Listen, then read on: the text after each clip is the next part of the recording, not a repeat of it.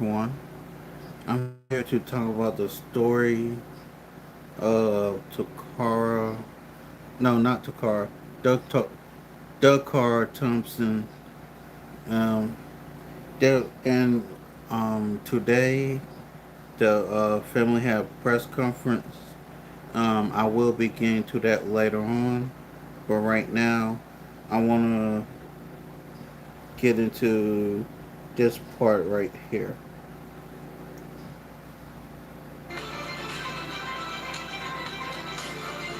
And shout out to True Crime with Welcome to True Strategic Crime with Eyes. Strategic Eyes. Strategic back again.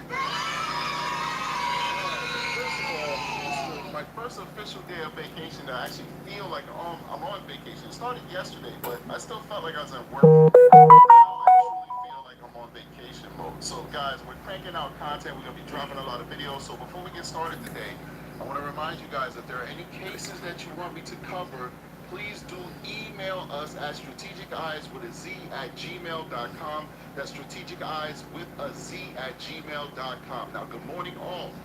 Now, I checked this case out, and this case is a tragic case of a young woman by the name of Decara Thompson. I wasn't going to cover this case. I'm going to be perfectly honest with you. But I'm a person who is attracted to patterns.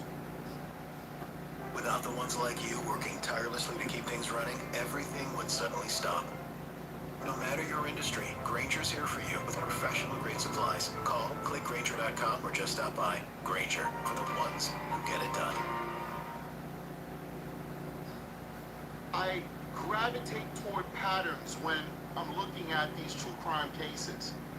And this case reminded me of another case that is very similar to this case, and that is Chauncey Dixon. This is Chauncey Dixon.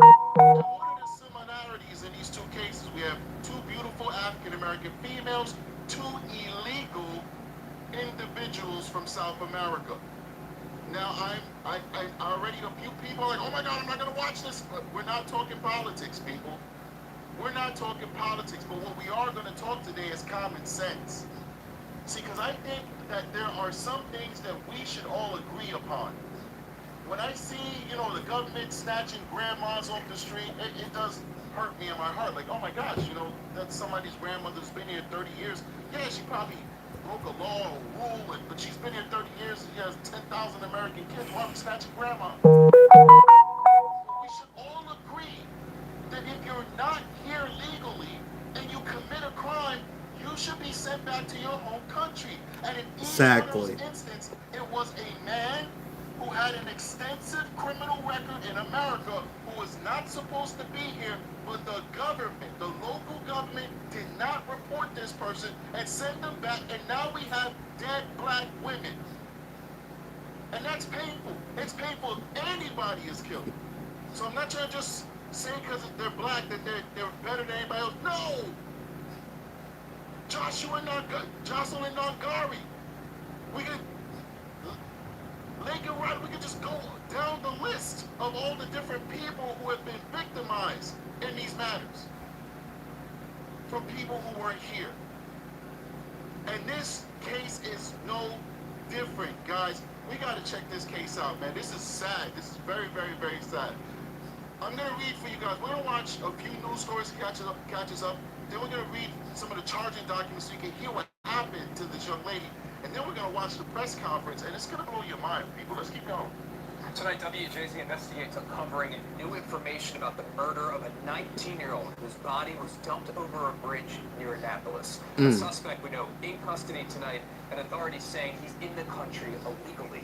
Investigator Mike Halbert live in Anne Arundel County with what charging documents reveal about this man and the case. Mike, good evening. This case out of Baltimore, and listen, I know that this stuff is polarizing, all right? Politics is polarizing. People don't like talking about the news of the day. They don't like talking about immigration, but we should all agree that if you're here and you're committing crimes, that you should forfeit your ability to be here. I don't understand why there's a disconnect. I don't understand why we're so polarized and why we're being so tribalistic that we can't see common sense. If you're here illegally and you're committing a crime, There should be a no-brainer. If you're here illegally and you're living a good life and following the rules of the land, then we can have debates, and we can have conversations, and we can have empathy or not, whatever we want to do. We can have a conversation about that. But we should not have conversations about people who are here illegally and committing crimes and killing American citizens. Come on. Good evening, Rick. 7 pages of detailed charging documents. This suspect was from Guatemala. According to court records, he worked for a Baltimore-based landscaping company. Police used surveillance video and cell phone tracking to build their case. This suspect is now being held without bail. And a warning, some of the details you're about to hear are disturbing. This is a good young woman who wanted to do good for her community. You seem to 19-year-old Decara Thompson. Her family desperately looked for answers for weeks. I want my baby back. What's what I have in this case is she willingly went into the car with this guy, and this guy's not a looker. But who am I to judge, right? Everybody has their different views on attraction. So I don't know if there are some other things going on. Maybe she just wanted to be adventurous. Maybe he said, "Hey, I just want to hang out, smoke some weed." You know, that seems to be something that gets a lot of young people to go hang out with strangers. The prospect of, you know, just getting high off of weed, nothing crazy. You know, we're not calling her a drug addict or anything like Sounds that. Or I don't know if she was doing something a little bit more illicit, like maybe sex work. I'm not sure, because you have a lot of nice people who are very desperate. And Hold on. Now, I'm just speaking for me. I'm not going to sit here and speculate on nothing. I'm just here for the facts. And that's it, and that's all. you know, they choose to make extra money by doing that, and I'm not going to judge them for that either. But I don't understand the nexus between her being where she's at the time of the night she was at, and then just getting into the stranger's car. I don't get that. And as we read the charging documents, it appears that they were having intercourse, and at some point during the intercourse, it turned where the witness, and I think that witness is not being completely honest, but it turns I'll be right back, y'all. into where the witness hears that it was not consensual anymore. So there was a period where the witness, whose room is right next to the killer's room, heard consensual sex, and then it goes from consensual sex to non-consensual. And then, but I think that they're not being completely honest, because based off of what the charging documents say, there had to be a louder, more bloody fight in that other room than what the witness is witnessing. I think the witness might be illegal too, because they usually congregate with each other, and he might be, or she might be too afraid to give that because maybe they heard, "Please stop, don't kill me." They don't want to say that because they feel like the police might then blame them for something. I don't know. This is what my mind's eye tells me. People never tell you the full truth, ladies and gentlemen. They never do. They never tell you the full truth. Big shout out to Dr. Cataclysm with 5-gift membership. If you guys received the 5-gift membership, please thank Dr. Cataclysm, longtime friend and supporter of the show. We do appreciate you. Let's keep going. I just simply want my daughter back. Police found Thompson's body on Route 15 near Interstate 97 in the Annapolis area. According to charging documents WJZ Investigates obtained, the suspect, 35-year-old Hugo Hernandez Mendez, threw her body off a highway bridge into the South River. She had... So, like, this guy's like Scarface. Look how pretty she is. And look at this guy. He's Scarface. What's the nexus between her willingly getting in that car? skull and facial fractures. Her family identified her through tattoos. At this time, there are no additional suspects. However, this investigation is ongoing. Thompson, who lived with her dad, disappeared after going out to get gas. She sent him this text. I should be back soon. I love you too. Good night. The 19-year-old is seen on surveillance video leaving her SUV behind in Hyattsville. According to charging documents, she approached the suspect's GMC Yukon and after approximately a minute of conversing, walks over to the passenger side of the vehicle and gets into the passenger front seat. Police... Is that not weird, guys? Is that not weird? That doesn't make any sense to me. Understand that if this interaction never happened, this young woman would be alive right now. This guy did not force her into his car. That does not mean that anything he did after that is justified. We're detectives here, all of us. When you're rolling with me, you are honorary detective. I have knighted you. You have been knighted, chat. You You are honorary detectives under the authority/no authority of True Crime with Strategic.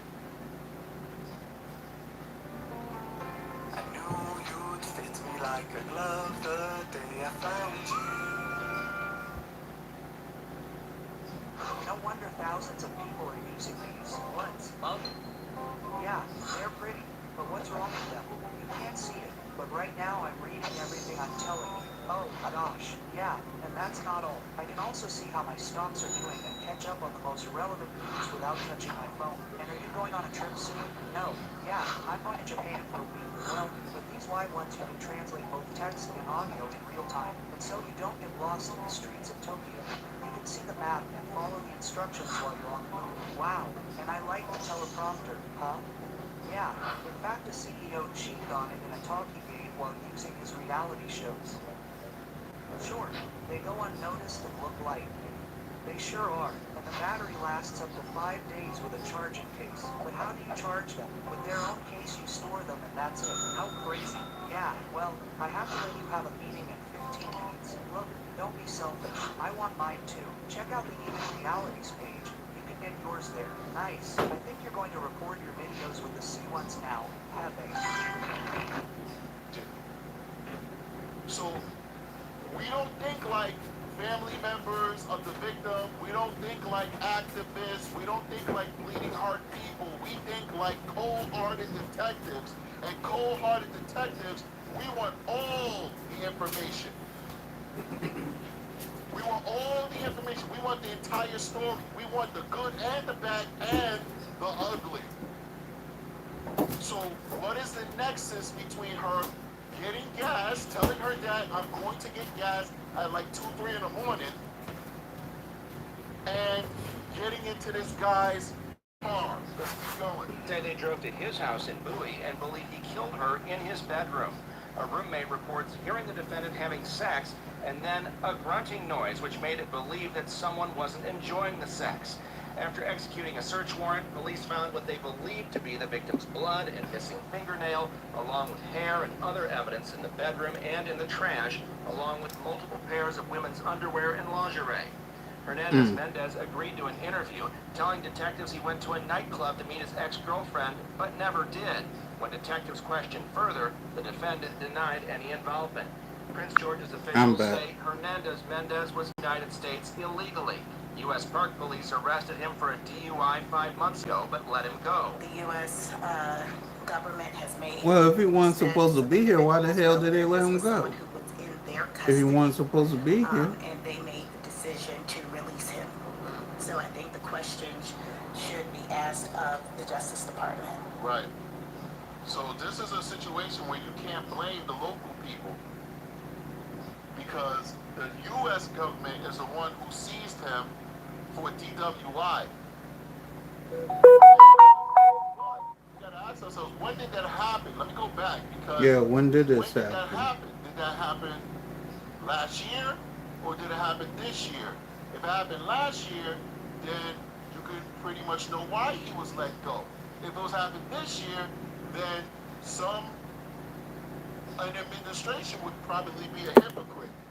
Yep. So we gotta look, I'm going back because When did I this wanna know happen? when it happened.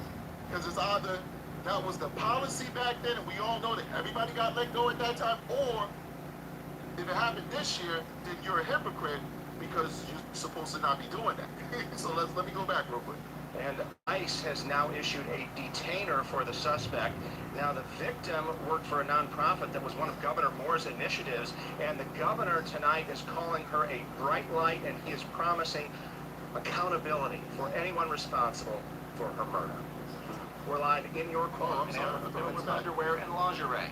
Hernandez-Mendez police found what they believed to be the victim's blood and missing fingernail, along with hair and other evidence in the bedroom and in the trash, along with multiple pairs of women's underwear and lingerie. And so that tells you that this guy might actually be S serial breakfast killer. See, I have to literally relearn how I speak and learn how to talk on the fly, saying things that YouTube won't get mad about. So if you hear me say weird things, it's not me. It's literally me trying to survive in this YouTube world where they have their own standard of how people should talk on their platform. So when they're saying that he has multiple pairs of women's underwear and lingerie, that means to me he takes trophies. And who takes trophies, guys? Breakfast cereal people. Breakfast cereal people. That's who takes trophies. So there might be tons of other victims out there, guys.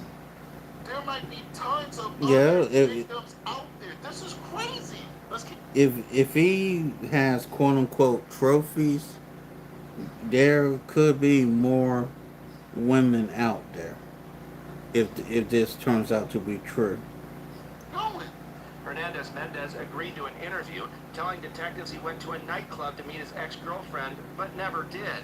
When detectives questioned further, the defendant denied any involvement. Prince George's officials say Hernandez Mendez was in the United States illegally. U.S. Park Police arrested him for a DUI 5 months ago, but let him go. 5 months ago. We are in September right now. 5 months ago was 2025. So there's nobody to blame but this administration. Exactly. If they had said a year ago, we know who you got to take ownership for this one. You have to take ownership for this one. Let's keep going. The U.S. Government has made status of individuals relevant. This was someone who was in their custody, and they made the decision to release him. Right. So I think the question should be asked of the Justice Department. Right, this one. I'm going to go ahead and play one more. Not one more, we're playing a whole bunch. But I want to show you, where did I have it over here? Maybe I have it over here. Where this guy, Matt Thibodeau, is going to talk about the other women who went missing. Listen, before we move further, all right, first of all, we're talking about Decara Thompson, a young African-American female who was murdered by a illegal immigrant to this country.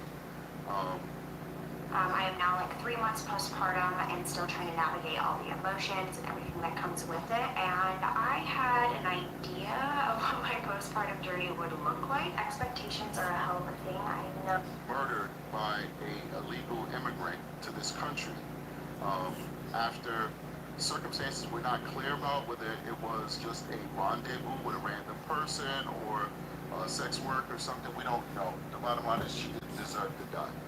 Before I go any further, I'm not trying to offend anybody. I know that politics, I don't understand politics. I feel like people are tribalistic. I feel like, I had a debate about politics with a colleague the other day, a really nice, intelligent guy, and he could not admit good things and bad things about politicians that he doesn't like. Don't assume what politician I'm talking about. And I don't understand that, because I can point out things for all politicians, whether it's Biden or Trump, that I like and I don't like, because I feel like this stuff should be nuanced. It should be on policy per policy and based off of facts, right? That's just the way I think people should think, but most people don't. People are very tribalistic. I'm not trying to hurt anybody's feelings. I'm not trying to dive into the muddy waters of politics. But I think that there should be some constants, right?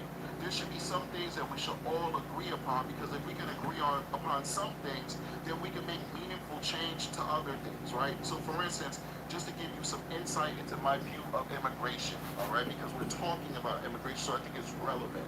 I do not agree with hardline policies that we see happening right now in this country, where people who have been here for 30 and 40 years are being one time removed from the country because they came in illegally. I think that they did break a law, but there should be some nuance, sometimes maybe a fine or something.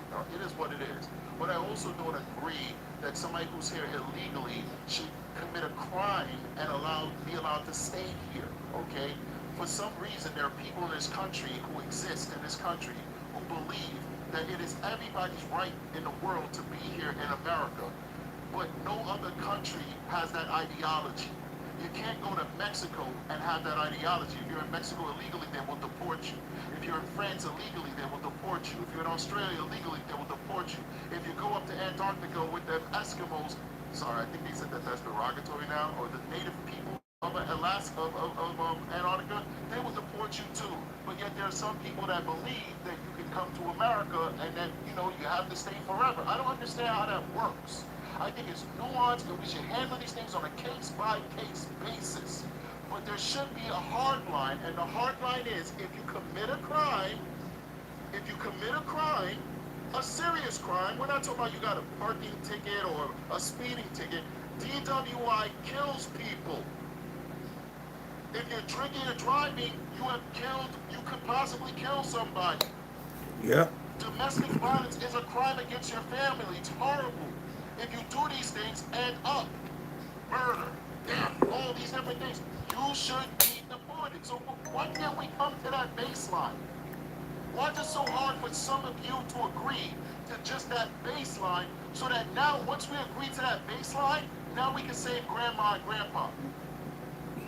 Now we can say, hey, we agree that criminals who are not legal should not be here, but now that we agree on that hard floor, or that hard ceiling, whatever you want to put it on, the floor or the ceiling, now let's talk about the nuanced people, the people in the middle, like grandma and grandpa who's been living in the shadows for decades and dozens of years and have raised American children and are law-abiding, and their only cardinal sin was coming in here illegally, but they've proven to us that they are just as American as everybody else. See, we can't come to that agreement because some people don't have common sense and can't even agree that we should remove the illegal people who are committing violent crimes against Americans.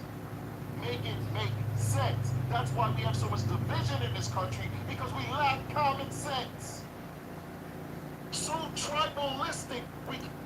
Now, I know this guy went off on a little tangent or whatever, but me personally, I'm gonna let him go.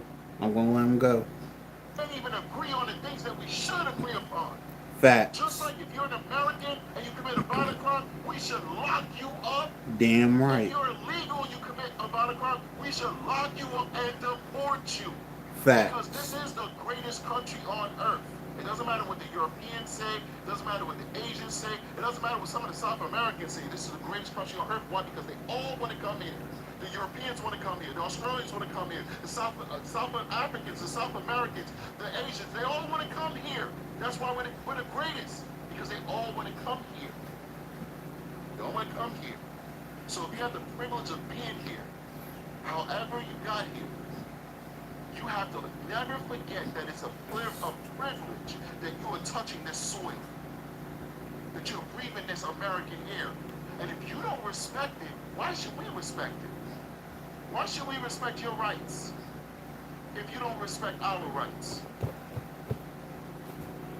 If I was president of the United States right now, that's what I'd be employing us to do. Can we agree on a floor or a ceiling? Can we all come to a basic agreement of what is acceptable and what is not? If you can't come to that agreement, I just have to believe that you're unreasonable. Let's keep going. Check this one out. So this is Matt Thibodeau. If you use castor oil, you'll grow your hair longer. If you use argan oil, you'll decrease hair loss. If you use... So this is Matt Thibodeau. We'll sit back in this chair a He little all the bit. time on this show. And he says that there's a pattern here, and I'm very drawn to believe this pattern. Let's talk about it, see what he has to say. Good morning, everyone. So over the last few weeks, we have had 3 females go missing in the same county in Maryland, Prince George's County. We have 19-year-old Decara Thompson, who we talked about, 43-year-old Erica Perry, and we also have 37-year-old Santia Desier. Now, 19-year-old Decara right here is said to have last been seen on August 22nd. However, video footage Wait, I gotta on pause August this. 20th. So it's not just her that's missing in this county. It's her and possibly 2 other women. 2 other women that are missing. I gotta say this to Prince George County. It sounds to me that the people of Prince George County, y'all got a crime problem. Let me repeat that again. The people of Prince George County, y'all folks got a crime problem. Let's continue. Her in the early morning hours, parking her vehicle, walking away from her vehicle, and never returning. Prince George's County Police Department did provide an update yesterday evening saying that there was a female body found in a grassy area off Route 50 in Anne Arundel County on Sunday that closely matches the description of Decara Thompson. And this area is about 30 to 45 minutes away from where Decara was last seen. Now, Erica Perry right here, she was last seen on August 25th, 2025 in the area of 6200th block of Bellcrest Road in Hyattsville, Maryland. And depending on how fast you're going, as well as traffic in the area, this is only about 5 to 9 minutes away from where Decara Thompson was last seen parking her vehicle. Erica is said to be 5'6", about 200 pounds, with brown hair and brown eyes, and she also drives a white 2017 Toyota Camry with the license plate 6DK7385. Now, Desir right here, she was last seen on September 2nd, 2025 in the area of the 52,000th block of 59th Avenue in Riverdale, Maryland. This is about 5 minutes away from where Erica Perry was last seen and about 10 to 15 minutes away from where Decara... Sounds like a pattern to me. Serial breakfast people often have hunting grounds. Sounds like a pattern. They have hunting grounds. They have places that they're comfortable with. Yep. They look for their victims at. All of these women were found within 10 to 15 minutes of each other in the same general area. There was. They need to test DNA on all of the lingerie and panties that they found from this dude. Right. 95% of the chance he's not going to wash them. He's going to keep them in the same state that they were as part of his psychosis. There's a good possibility this guy might be a serial breakfast killer. Let's keep going. Was last seen. Santia was spotted in this area around 1 o'clock on the 2nd, and she was said to have been wearing a blue shirt with blue jeans. Santia is 5 foot tall. She is about 150 pounds with black hair and brown eyes. If anyone has any information pertaining to these 3 females' whereabouts, you're encouraged to contact the Prince George's County Police Department. Authorities have not confirmed if these 3 females' disappearances are related, but they are very close in proximity, and according to comments that I've been reading in local forums, there's been some weird situations happening with men in the area walking around the streets alone, targeting women and young females who are also alone. A woman on FB actually stated that she was walking around this area with her young child when she noticed that there was a man following what appeared to be a teenage female. She said that she ended up walking up to the teenage girl, putting her arm around her, and basically said to stay with her. She made it seem like she knew the teenage girl, and the guy ended up walking away. So if you're in this area, please be safe. If you have cameras on your house or apartment, if you have dash cam footage, please check that. And if you have any information pertaining to any of these 3 females' whereabouts, please contact authorities. Again, I will put their number in the description. I'm sure I'll update you guys as information comes out, so make sure to follow. I mean, this Matt kid, he does good work, man. This Matt Thibodeau, he does good work. He does good work. I definitely like what he's doing out there. All right, so it appears that they didn't take this case as seriously as they should when the young lady first went missing. We're gonna be here for a little while, man. I'm covering this. I'm covering the crap out of this, man. I'm covering the crap out of this because this pisses me off. Because you can't talk about this stuff without people getting butthurt over common sense. Doesn't make sense.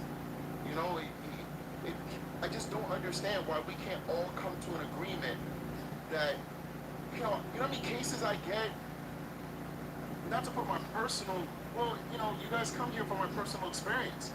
Do you know how many cases I get where I'm arresting guys who are not here legally, who are committing crimes against people? I lock them up. Maybe it's like forcible touching and sex abuse. These are misdemeanors that aren't high on the criminal level, but it hurts the individual. So like most of my audience is females, right? How many of you don't care if you're walking down the street or the road and some guy comes and he grabs your vagina? How many of you in the chat? It's not easy being the one everyone counts on to keep your operation running. That's why at Granger, we're here for you. With professional-grade industrial supplies and fast delivery. Call Granger.com or just stop by. Granger, for the ones who get it done. How many of you in the chat like, hey, I don't care, it's no big deal. Oh well, I don't care.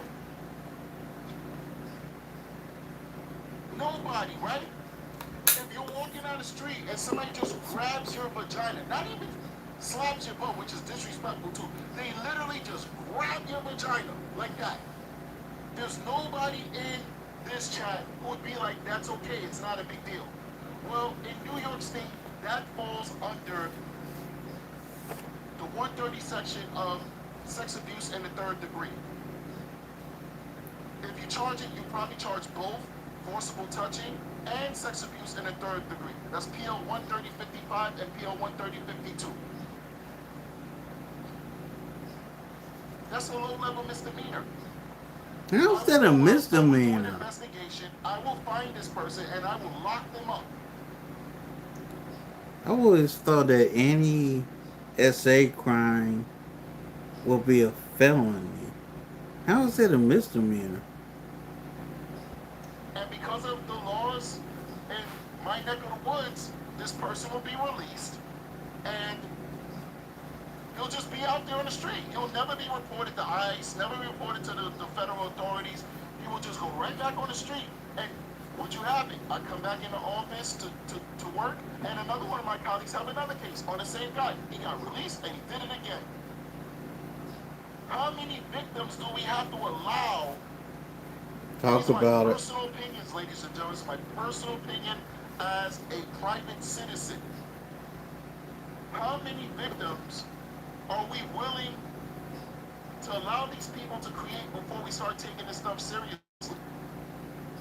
And that goes for everybody, like even American citizens, like it should not be a low-level misdemeanor to do that to another person. That should be a felony. You should get at least 3 years in prison if you do that.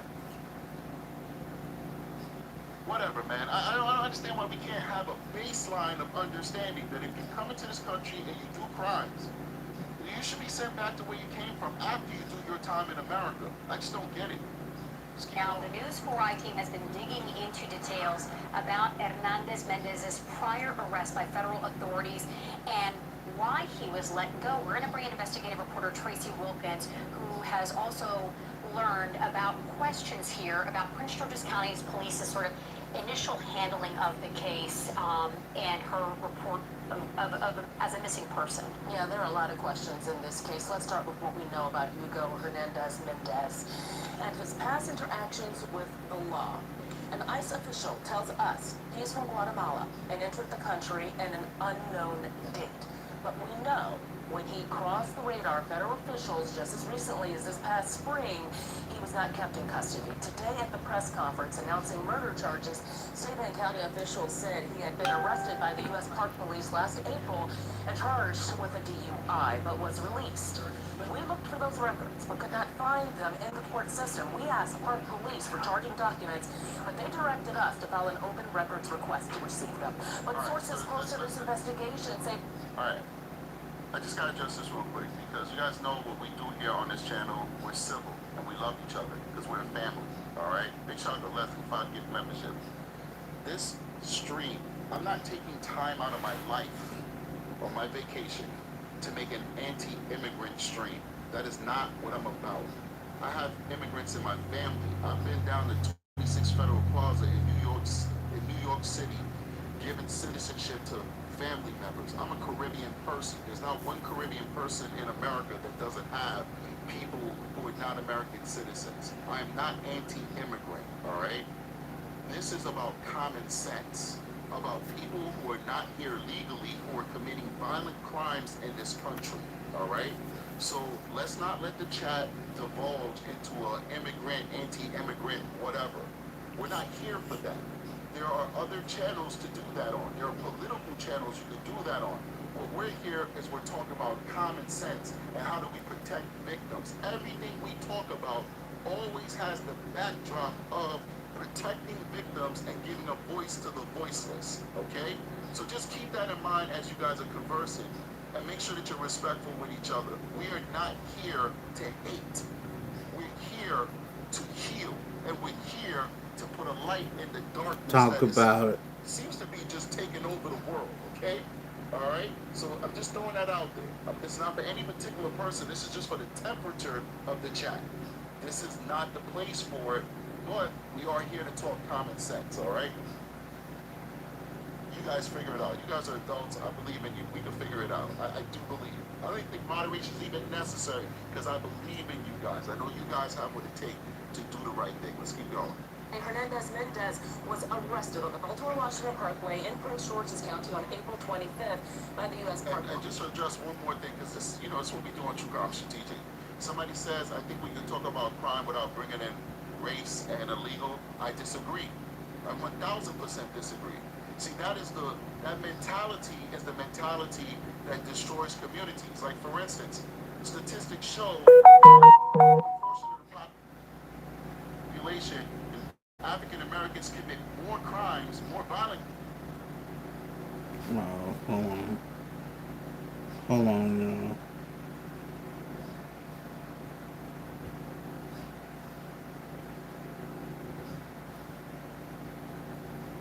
Give me a second. Crimes like murder than any other race in America. Nothing has changed for that statistic in the last decade. Why? Because we are fearful to talk about it. But if we talked about it, we would solve it, and we would not have African Americans slaughtering each other and other people in the streets. Exactly. If we talk about it, we'll say, why do African Americans commit more murders proportional to the population than any other race? And not even proportional, hard numbers. 15% hard numbers kill more black people, kill more other black people than any other race in this country. Why? Because if we talked about it, then we'd have to talk about education, and we have to say, well, we're underfunding black schools. We need to start doing that. We have to talk about the destruction of the black family. Fact. We have to address that. Like, how do we fix that? But the powers that be don't want to fix those things. And that's why we stay perpetually in the space that we're at. Why? Because we're afraid to talk about race. Just like we're afraid to say that a high proportion, statistically, of people who are here illegally are committing these violent crimes. Why? Why don't we want to talk about that? Oh, because it might hurt somebody's feelings. It might make people think that all illegal people are bad, but that's not the truth. All illegal people aren't bad. But we need to talk about these things. So I don't want to live in a space where I'm afraid to talk about race and talk about illegality and all these different things, because those are the things that affect change. Because those things are the truth. It's the truth. And if you approach it from any other angle, all you're doing is sugarcoating the truth. All you're doing is glossing over the truth. And that is not truth. That is called deception. It is. Because the truth is that certain things affect certain demographics more than others. And the only way you can help it's sad, but it's the truth, ladies and gentlemen. To identify specifically their needs of their community, and that results in age, race, sexuality, and all those different things. This brother is cooking right now. Zaxby's just dropped new lemon pepper. So you can get that zesty lemon and cracked black pepper flavor you love on it. Come on, brother, keep cooking. How was the LGBTQ community able to get the right to marry the person they love if we weren't willing to be honest and talk about the fact that they specifically as a group was being discriminated upon? Talk about it. Because we had that courage, now our brothers and sisters in the LGBTQIA community can marry who they love. Truth hurts. It's supposed to hurt because that pain motivates you to make change. Exactly. And we're all about change on this channel. Let's keep going. Police who patrol the DW Parkway, now that's a federal agency, given the federal push to detain undocumented people in this country. There are questions now as to why he was released after this DUI charge. Here's what County Executive Aisha Brayboy said about that arrest earlier today. Well, I think that the U.S. Government has made status of individuals relevant. This was someone who was in their custody, and they made the decision to release him. So I think the questions should be asked of the Justice Department. We reached out to the DOJ and also Maryland U.S. Attorney's Office for clarification on why Hernandez was not held, since ICE tells us he was undocumented. But they told us they have no comment on this case. Of ICE issued course. a detainer for Hernandez-Mendez yesterday as this murder investigation was unfolding. This case has taken a devastating turn. There are also questions about how it all started. Prince George's County Police have said that once they were notified about the case, they began investigating areas where Thompson was last seen. They produced a flyer that was distributed, but initially, the department did not reach out to news outlets or publish Thompson's picture on their blog or their X account. I've spoken with Prince George's County Police about why, and it was explained to me that because Thompson was a healthy adult, her case was not considered critical. When we asked the chief about that today, here's what's his response. The facts that we have it is she was in that vehicle before she was ever reported missing. So we did canvass the area. We searched, we questioned people in the area. We looked for video. We did all of these things. As a practice, critical missings get distributed. But the family did a lot of hard work and they distributed information and you all covered that. So the information was out, the community had it. Black and Missing Foundation partners with law enforcement to help find people whose cases are sometimes mishandled or ignored, and their work has had a great impact on how cases of missing Black people are handled by police. They describe how their work has changed how DC's police department approaches missing cases, and why this can be a good example for other jurisdictions. Regardless of the situation of that person being missing, everyone gets a flyer. And that right there, that public notification is so important. As soon as that missing person's case is filed, it gets a flyer and it becomes disseminated all over the media, social media platforms, sharing it with the general public. And that right there is the first step. Because the community can't help you in finding someone if the community is not aware that someone is missing. And so just those first 24 to 48 hours, those are the most critical moments. Again, Prince George's County Police say they did distribute flyers and investigate, although in terms of social media and media outreach, this was initially more of a grassroots effort, in large part because of her age. But this gives everyone an opportunity to learn a little bit more about how these decisions are made. You heard what Black and Missing had to say about it. So I want to go over to the charging documents. Wow, we just had it. What happened? So let's go back. All right, what did they do? What did you do? We had it. Don't do that. All right, well, I'm just going to search for it again. All right. That's what you want to do, Facebook? All right. This is crazy. This is bananas. So this is how we got the charging documents. Somebody just took pictures of it. But we appreciate that because at least we have it, right? And this is from the news, like, so nobody has like the official documents like PDF'd out, but they have they took pictures of it. All right, I want to go over and where did I find that section there? This is all good stuff, but I want to go ahead and read the part where they talk about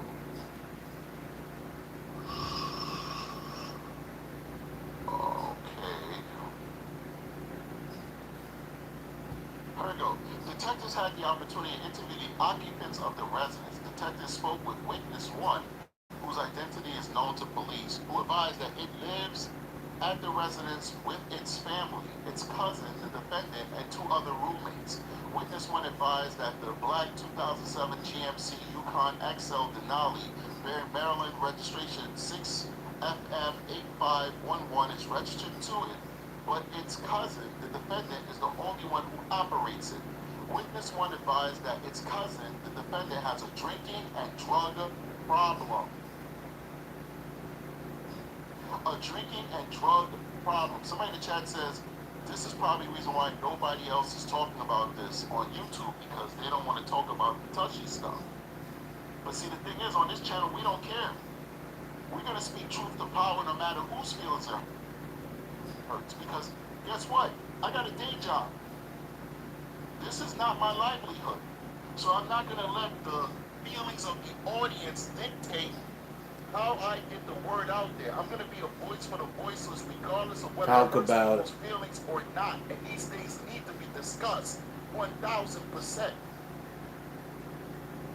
This guy is here, and he's not supposed to be here, and he's got a drinking and a drug problem. And now he's got a murder problem, too.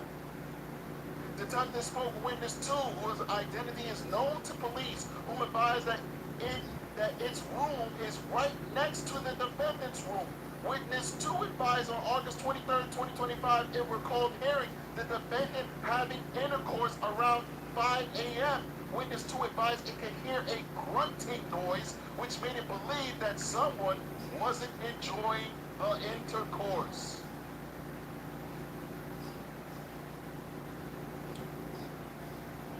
Let's keep going.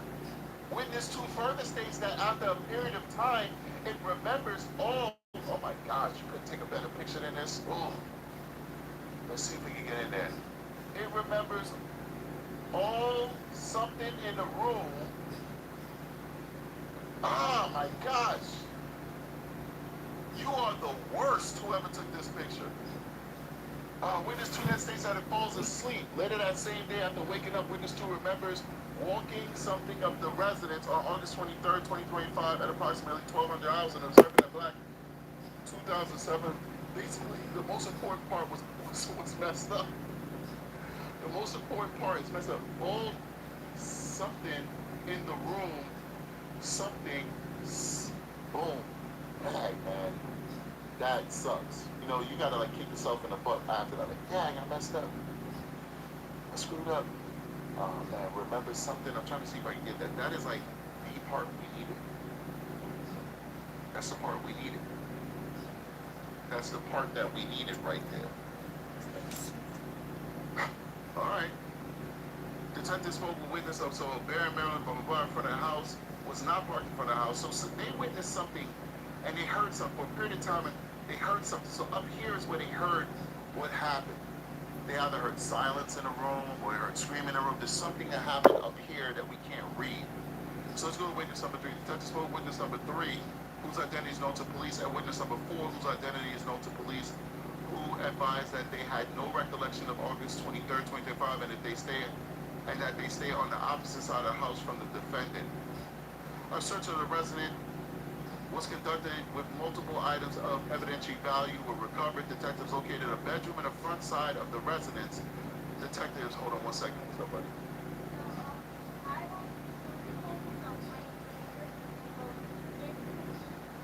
Yeah, sure. To where though?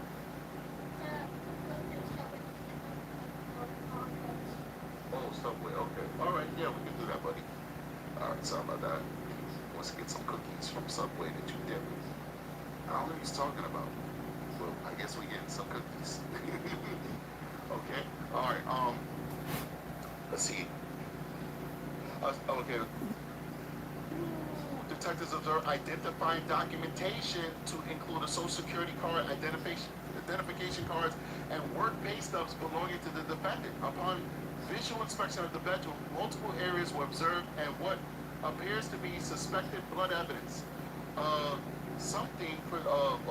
Presumptive blood test was conducted on these areas with the suspected blood evidence, which yielded positive results. So there's blood all over the place.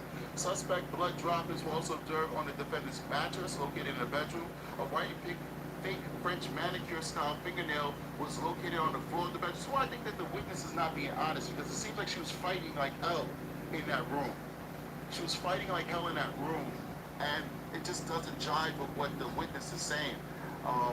Yeah, what's the witness covering up? Was found. She was also missing a white fake French manicure style fingernails on her left middle finger. Detectives were also able to review a photo of the decedent's white and pink fake French manicure nails and were able to identify the nails in the photo are consistent with the nails recovered from the bedroom floor. Further, detectives recovered multiple pairs of women's underwear and lingerie. During the search, detectives observed 2 trash bins in the driveway area of the residence, 12606 Cambridge Drive, Bowie, Maryland. Detectives opened the trash bins and observed multiple trash bags inside of them. Detectives searched the said trash bags and observed multiple identifying documents of individuals who live in the residence. A further search revealed a white napkin with suspected bloodstains on it. Throughout multiple trash bags, multiple black with a red tint hair was located, so her hair was pulled out. Detectives know through review of video surveillance that the decedent appears to be wearing a wig.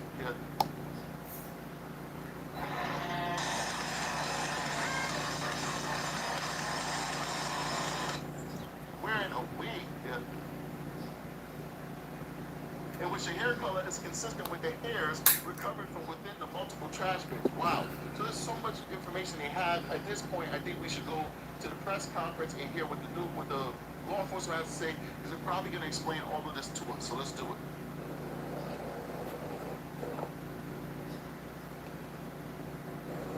Morning, everybody. Thanks for being here. My name is Brian Fisher, and I'm the manager of the Media Relations Division for the Prince George's County Police Department. And we really appreciate you joining us this morning. So somebody asked, why didn't anybody intervene? And I can just tell you anecdotally what I have observed from dealing with members of these communities, because they're afraid of going back to their home countries. They're afraid of law enforcement interaction. They're afraid of getting involved in anything because they think that that might lead to them being exposed of being here illegally and that they get sent back. And, you know, I'm not here to judge. I'm just telling you what I've observed working in the field that I'm working in. That's just it. That's all it's not scientific. It's not a fact. It's anecdotal. Speaking with you this morning will be Prince George's County Police Chief George Nader, the County Executive for Prince George's County Aisha Braveboy, the Superintendent of the Maryland State Police, Colonel Roland L. Butler Jr., the Chief of the Bowie Police Department, Dwayne A. Preston, and the State's Attorney for Prince George's County, Tara Jackson. I would also like to recognize Prince George's County DCAO Mel Powell. Because this investigation remains very active, we'll take a few questions at the end of the presentation, but we'll be very limited at what we can answer. At this time, I'd like to introduce Prince George's County Police Chief, George Nader. Good morning. First, I'd like to thank members of the media for showing sensitivity during the reporting of this case. We know there were questions that you had and questions that we couldn't answer due to the investigation being ongoing. On September 5th, detectives from the Prince George's County Police Department's Homicide Division developed probable cause to present charges for the murder of Decara Thompson. This morning, criminal charges were issued for first-degree and second-degree murder. The facts of the case: 19-year-old Decara Thompson was last seen on August the 22nd. She was reported missing the very next day. On August the 21st, her family located the vehicle in the area of Jasmine Terrace in Hyattsville, Maryland. On August 31st, what we believe to have been Decara's body was located by the Maryland State Police Department in the area of eastbound Route 50 at Route 97. On August 23rd, in the area of University Boulevard in Hyattsville, Maryland, a short distance from her vehicle. At approximately 3 a.m., for reasons still under investigation, it appears that Decara willfully entered a vehicle being driven by Hugo Rene Hernandez Mendez, 35-year-old male, out of Bowie, Maryland. Through investigative techniques and video review, detectives were able to track the vehicle's movement to an address on Kimber Ridge Drive in Bowie, Maryland. On September 4th, several search warrants were obtained and executed pertaining to this case, which led detectives to obtain enough probable cause to take Hugo Rene Hernandez Mendez into custody and present him to the court commissioner for the murder of Decara Thompson. believe the murder occurred in the home on Cambridge Drive in Hernandez's bedroom. Let's get to the meat of it. Her body was taken to the location that it was recovered at by Hernandez. At this time, there are no additional suspects. However, this investigation is ongoing. Our thoughts and prayers are with her family during this time. Detectives from the Prince George's County Police Department's Missing Persons Unit were quickly joined by the Prince George's County Police Department Homicide Unit, along with our law enforcement partners from Maryland State Police and the City of Bowie, who worked jointly and tirelessly to ensure the facts of this case. Because the pre-existing relationships between our agencies, we are where we are. There's still a lot of investigative work to be done in this case, and we're asking members of the community or anyone that may have information about this case to contact us at 1-866-411-TIPS. Throughout this case, members at the highest level of our law enforcement agencies were kept abreast of every development, and cooperative decisions were made jointly. I have no words to express my appreciation for the Superintendent of the Maryland State Police, Colonel Butler. All right, real quick, I want to just jump in here to show some love to people who have been supporting this show. So number one, we got that 5-gift membership of Dr. Cataclysm. We do appreciate that. Grain became a patrol member. Thank you so much. Dr. Cataclysm gave us a $5 super chat. Says, what other federal crime do you think we should ignore? That's a good question. That's a really good question, because a lot of people feel like, some crimes should be enforced than others. And I imagine I might lose some subscribers because of my stance on us having just a baseline where we can all agree on something. But I hope that those of you who are here understand the nuance with what I'm saying. This is not anti-immigrant or pro-immigrant stream. This is a stream about common sense. And that's what I'd like for us to have in this country. Common sense about things. There should be some things that we should common sense judgment, exactly. And that is to fight for victims and to punish criminals and not have mercy on criminals. If you steal a loaf of bread from a store, we should have mercy on you. We should ask, why are you stealing a loaf of bread? What can we do to help you so that you don't feel so hungry that you'll go steal a loaf of bread? But if you're out there selling drugs to pregnant women, we should throw you under the jail. If you're out there murdering, raping, and pillaging our society, we should send you under the jail, okay? I don't understand why we can't agree to these things, but whatever. Leslie, who is a detective squad member for 10 freaking months, 10 months, that is the highest level that we have on True Crime with Strategic. It's very kind of Leslie to support the channel. She says, my grandpa left Germany because became an American citizen and returned to fight the Nazis. So he left Germany as a German, came to America and then became an American, then went back to Germany as an American soldier to fight against the Nazis. God bless his service and his sacrifice. She says his example stands in contrast to those who ignore U.S. laws or try to transform USA into the nation that they fled. They should seek living. I guess right. No one can tell these classes protect content right in front of you to cheat on exams and casinos like you thought. Transform USA into the nation that they fled. They should seek living elsewhere. I agree with you, Leslie. I do agree with you. Leslie also then gave us 5 gift memberships to 5 lucky people. Rionan, October, gave us a $1 super chat. We appreciate that. And Jolene Grain gave us another $1 super chat. So we do appreciate that as well. Thank you so much. And Michael the Dover Dad, so Lucifer the Dover changed their name. We know it's you. Says $2 super chat from Canada. Says send the love for Vancouver Island. Rest in peace, Lucifer. Oh man, don't tell me that Lucifer was your dog's name and Lucifer passed away. I think I surmise. I'm using my detective skills to surmise that that is what happened. So if Lucifer was your dog and he passed away, we definitely got a lot of love and rest in peace to Lucifer. All right, let's keep going. Let's get back into this. Just want to show love to the people who support the channel. You guys are important. You guys are amazing. amazing. Let's keep going. And Bowie City Police Chief Dwayne Preston for their involvement. In addition to law enforcement involvement in this case, the highest level of our governments were kept abreast of this matter. This included daily briefings with Deputy Chief Administrative Officer Melvin Powell and County Executive Aisha Braidboy, both of whom provided unwavering support for our teams who were conducting this investigation. Incidents like this affect our entire community. Ms. Braidboy's involvement in this case, for me, further reflects her passion for people and the community that we serve. On behalf of our department, I want to personally thank you for your support in this tough case. It meant a lot to me personally, and I appreciate it. At this point, I'll turn it over to County Executive Aisha Braidboy.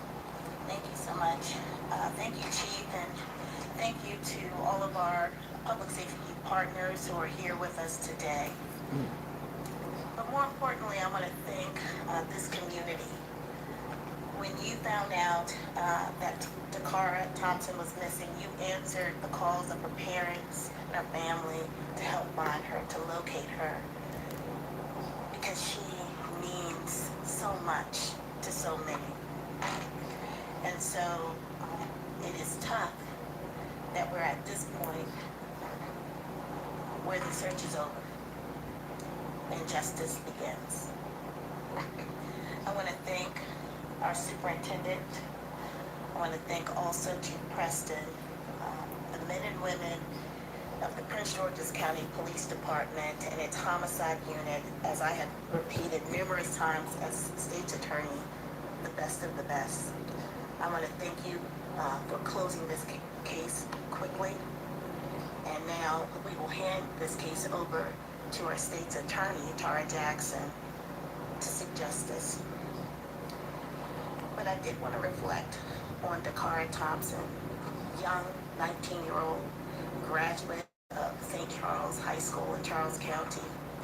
She was living with her father, and part of the reason she lived here is because she was working for a nonprofit, Prince George's, as part of her service year option that she decided to participate in. And that this activity is sponsored by our Governor Wes Moore. So this is a young woman who dedicated part of her young life to serving others,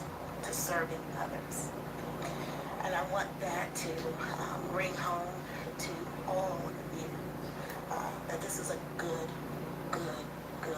young woman who wanted to do good for her community. And now her community will stand behind her family as we seek justice for her. I will now turn the mic over to our superintendent. Butler. I just want to say, I like her style, like with the pearls and, you know, this business dress that she has on, the pearls and all. Like, I'm a fashion guy a little bit, and I love when people like look really professional. Whatever. I mean, that's all I just want to say. Let's keep going. Good morning. On behalf of Governor Wes Moore and the entire Maryland Department of State Police family, I'd like to extend my deepest condolences to the family and friends of Ms. Decara Thompson, a young life that was taken far too soon. Shortly before 5 p.m. on August 31st, troopers from the Maryland State Police, Annapolis Barrett, were dispatched to the area of U.S. Route 50 between Maryland Route 424 and Interstate 97 in Anne Arundel County for the report of a disabled vehicle. Upon arrival, troopers observed a female lying unresponsive in a grassy area off the highway. Information obtained indicated that the disabled vehicle was unrelated to the investigation that we've embarked upon. Investigators from the Maryland State Police Criminal Enforcement Division South Region responded to the scene, along with State Police crime scene technicians from our Forensic Services Division. They processed the scene. Shortly after, they contacted the Prince George's County Police. The Maryland State Police and the Prince George's County Police have been conducting a joint investigation into the death of Miss Decara Jackson. As additional information becomes available, I am sure the Prince George's County and the Maryland State Police will share that information with you. The circumstances surrounding her death still remain under investigation, so we will continue to answer those questions if we think the community and the family want those answers. Thank you. I like that. Big shout out to Rachel Burton with a one-eye super sticker of a mic. I appreciate you. This Chief Dwayne Preston from the city of Bowie.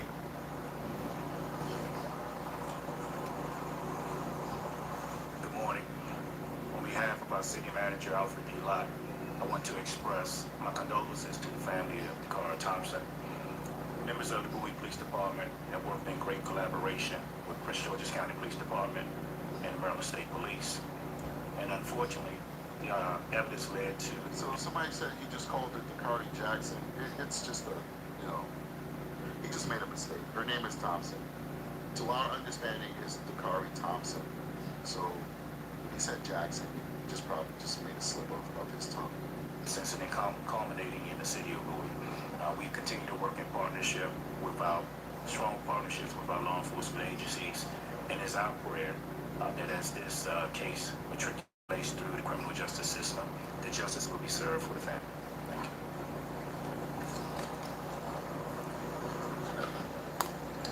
Good morning. I too would like to first express my condolences to the family of Decara Thompson. I cannot imagine the pain that the family is feeling right now. And I agree with the county executive when she says that the community is grieving with the family. With an online program, I can work at any time during the day. Additionally, they also still provide that hands-on experience. It's a very rewarding experience. Family. I also want to thank the county executive and her leadership team, Chief Nader, Chief Preston, our Maryland State Police partners. We are indeed a team in bringing justice and protecting our community. I know that the public has been following this case closely, and oftentimes our community does not understand the legal process and roles of each member of our legal team, of our law enforcement team. So as State's Attorney for Prince George's, I'm here this morning to explain the legal process and next steps. The police have charged Mr. Hernandez-Mendez, as you've heard, with murder and related charges. He has appeared before a commissioner, a judicial officer, and that commissioner has determined that there is probable cause to support the charges, and he was held without bond. Mr. Hernandez-Mendez will now appear at a bond hearing. We're not sure whether that bond hearing will be today or on Monday. And during that hearing, the court will determine whether or not he should remain held. In making that decision, the court will look at the nature of the charges that are lodged against him, as well as the safety of the community.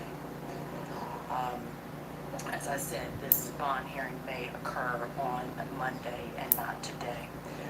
At this point, there really is not much more that I can offer other than to say in the weeks to come, my office will do a thorough review of the evidence, and we will determine whether or not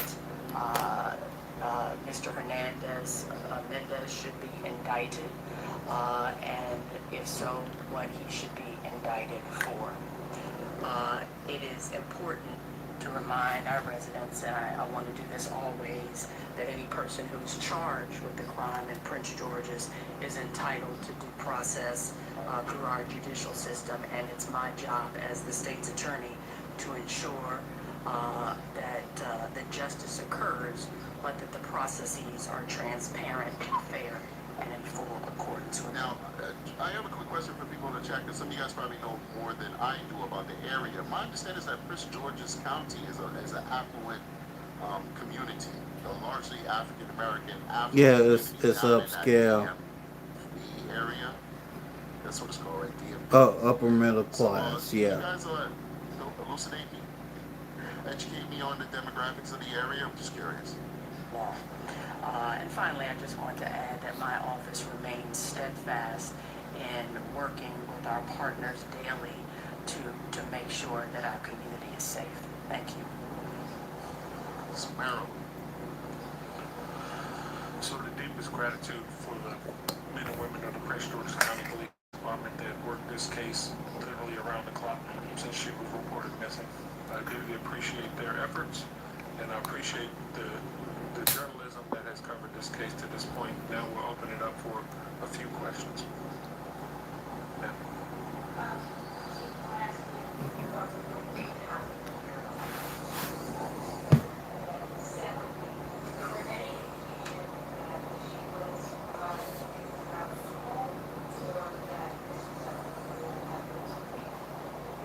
We don't believe she was moving around the home. We believe everything transpired in the bedroom.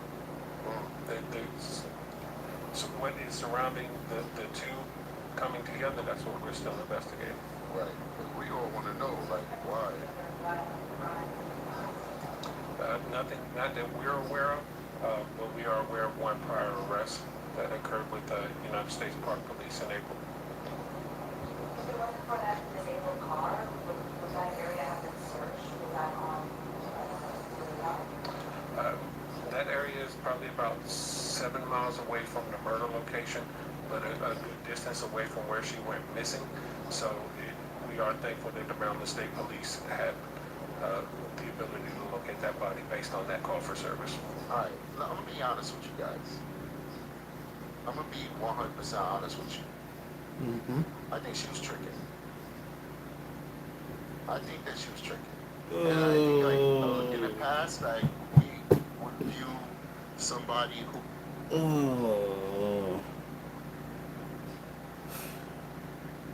I don't want to think that, but unfortunately, sex work could be a possibility here.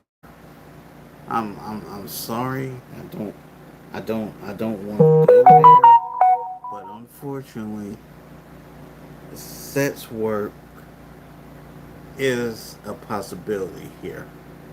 I'm sorry, but it is what it is. selling sex as like the typical streetwalker. That's not what's happening. There's a lot of young women who are tricking now that you would never ever think. Yeah, unfortunately. This is not, this is not 20 years ago, 30 years ago. A lot of the stigmas that existed in our society no longer exist. And in the past, if you wanted to trick, you had to go to certain places that tricking was available. You did it with people you knew. Without the ones like you working tirelessly to keep things running, everything would suddenly stop. No matter your industry, Grainger's here for you with professional grade supplies. Call, click Grainger.com or just stop by. Grainger, for the ones who get it done. People you knew, right? I remember when I was growing up, one of the most beautiful girls in my community, who was my age, was tricking with an older guy that lived above from me. And she wasn't out there with anybody. It was just this one guy. And this time, my boy lived on the floor, and every time I go up to see him, sometimes I see her sneaking out in lingerie out of his apartment. She was my age. It might have been a crime, but what was happening. And her older sister, who was like in her 20s, she was doing the same thing. They wouldn't even like shave, like put regular clothes on. They'd have lingerie and be running in his house, and then a few minutes, like maybe half an hour later, you see them come out. It was an older guy. This has been happening for a gajillion years, but it would happen with people know. You had the people on the streets who would just do it with anybody who pulled up. Then you had the people who would do it, but they would do it with people that they knew. They'd have these happenstance conversations with, and they'd come up with about the size of it. Business. Now, because of the internet, people could just do this stuff under the cover of darkness of the internet. Yep. And you'll never know. You'll never know that your girlfriend or your boyfriend is doing this stuff on her low. Guys do it too. Not as much as women, but guys do it. You'll never know that your girlfriend, because statistically it's going to be a female doing it most often, is And the main way that young women trick is with OF. Doing this to make extra money. This is crazy. Y'all get married, have 10 kids, live a beautiful American life. You'll never know that in the beginning of your relationship, she did this. This is insane. I do believe, based off of what we observed, there's no other plausible explanation that she writes a text message to her dad saying, hey, I'm going to go get gas at what, 2, 3 in the morning? 2, 3 in the morning, I'm going to go get gas? Why can't you just stay in your bed, get some rest, and wake up 5 minutes earlier and go get gas the next day? She said she's going to get gas. We see her on video surveillance park her car and then get into this guy car who's like the Mexican Scarface. He's not Mexican, by the way. He's Scarface. Like, this guy's ugly and he's got a scar on his face like somebody was trying to chop his face off. And then they just drive over and drive away to parts unknown. We know where they went. They went to his house. And then the witness, now we get the witness saying, yo, that they was having sex. They was having intercourse. I heard them. They was having intercourse. And then shortly thereafter, it sounds like somebody wasn't enjoying it. And they say he has an alcohol and a drug problem. He's probably super drunk. He's probably starting to be rough for her. She's probably telling him to slow down or stop or whatever. And then he's like, in his psychosis, is like, no, I'm not stopping. And it goes from consensual to rape to murder. That's what happened. But I think the nexus of this is tricky. I think she was tricky. It doesn't take away from the fact that she was a good person. It doesn't take away the fact she had a bright future. She was working in non-for-profit. She was giving back to the community. She was a great daughter. She was a great person. It doesn't take away from any of that. I think the stigma on that stuff is insane. People should be able to do... Let me take that back. No, they should be able to do what they want. No. Absolutely not. But I think that that's what we're dealing with here. We're in a situation where this girl was tricking and she met a really screwed up job. It took her life. Let's keep going. Now, again, I'm not going to say that she was doing sex work, but there we have seen and heard stranger things. Sex work could be a possibility here. Again, I'm not saying that's what happened here, but I'm saying sex work could have been a possibility.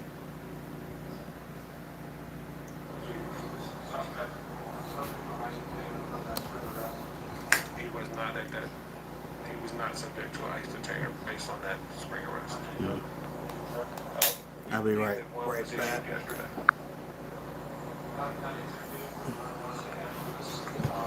Ow.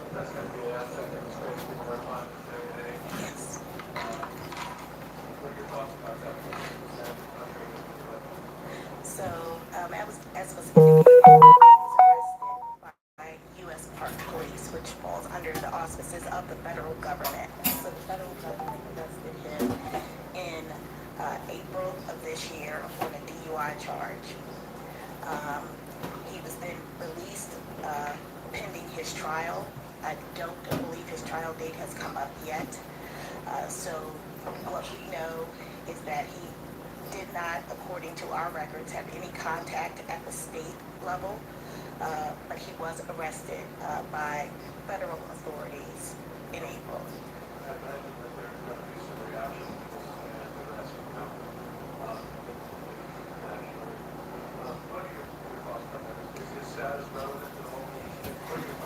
Well, I think that the U.S. Government has made status of individuals relevant. This was someone who was in their custody, and they made the decision to release him. So I think the questions should be asked of the Justice Department. That's a fact. In all actuality, let's be honest. If you haven't exercised in years, you have to start small with my beginner-friendly Tai Chi class. How to start Tai Chi workout for 7 minutes a day. We start this Monday. In 1 week, you'll see your energy. In 2 weeks, you'll feel your breath. In 3 weeks, you'll have energy, and your wife won't believe your results. Here is the personalized plan of short Tai Chi workouts tailored for beginners over 50. It takes just 7 minutes per day. Beginner friendly and requires no equipment. You can work out anytime, anywhere. Just open the app and follow along. Let's be honest. You know, the Biden administration dropped the ball when it came to immigration. And I think they admitted it too. They said that there was a problem, but they said that Congress needed to fix that problem. The Trump administration has come in saying, well, we're going to fix that problem, right? And it's clear they dropped the ball. They dropped the ball. You know, in all honesty, this guy was in federal custody. And if they were following the policies that they say that they have, the policies that they want blue states to follow, which is to report to ICE people who are taken in custody for local crimes. That is what the Trump administration is asking. Places like New York and California and New Jersey and all these other places, they're asking for local agencies to report to the federal government when they have taken somebody into custody who's not here illegally for committing a crime.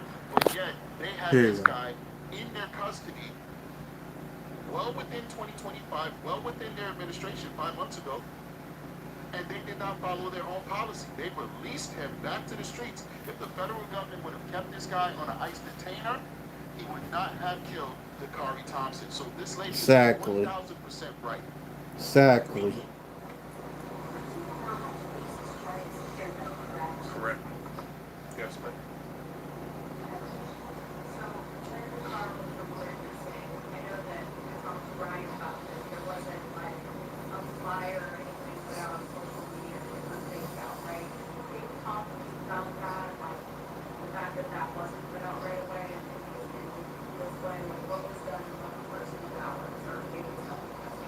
So the facts as we have it is she was in that vehicle before she was ever reported missing. So we did canvass the area. We searched, we questioned people in the area. We looked for video. We did all of these things as a practice. Critical missings get distributed. But the family did a lot of hard work and they distributed information and you all covered that. So the information was out and the community had it. And the community was sending it to us as well. Sure.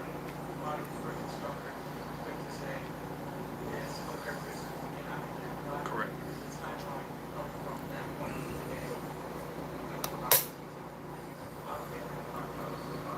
So we met with the family and through that meeting we were able to identify the body. I do. What did you?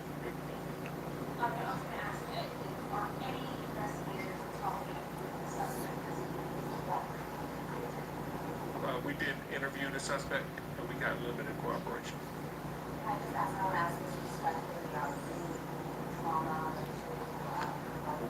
We're not going to discuss the manner of death at this time.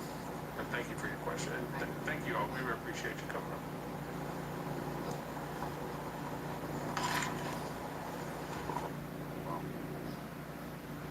Okay. All right. Wow.